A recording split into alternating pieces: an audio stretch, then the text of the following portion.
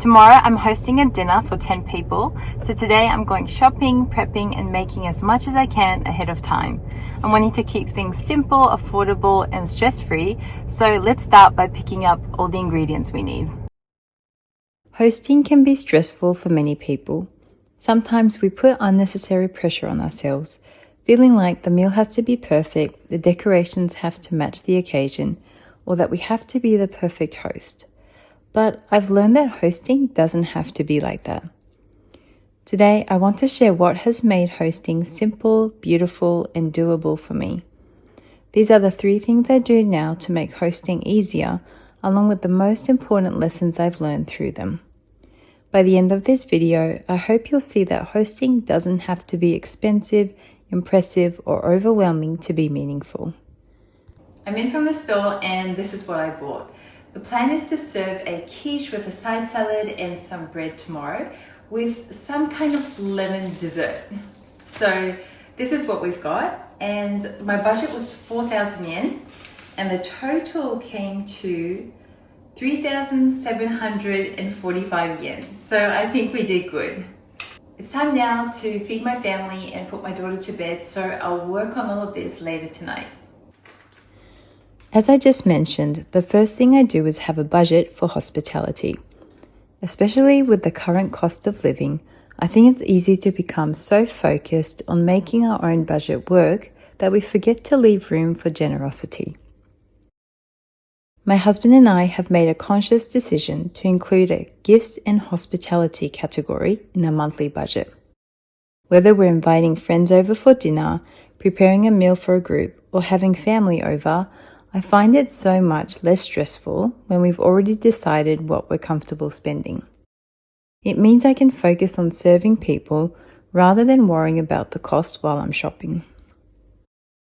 That being said, as you'll see in this video, I do keep the meals pretty simple. If I didn't have a budget, I would happily spend a lot more money creating a spectacular meal. But I've learned that's not what's most important when it comes to hosting. Instead, having a budget helps me welcome people more often without hesitation. The second tip I have for stress-free hosting is to do as much preparation as possible the day before. I usually work during the day, so if I'm having people over, especially on a weeknight, I know I won't have much time to prepare on the day itself. So whatever I can do in advance, I do. Wash and prepare the ingredients, make the dessert and anything that can be made ahead of time.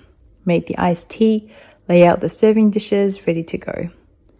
The hour I spend in the kitchen the night before relieves so much pressure on the day. I think this is actually one of the most relaxing hours of my month. I put my daughter to bed, turn on some music or a podcast, and get lost in cooking for an hour. I think when my husband sees me in hosting prep mode, he honestly just leaves me alone and lets me be. Personally, knowing I'm being productive while still doing something I enjoy is one of the best feelings. The third tip I have is to simply keep the meal simple.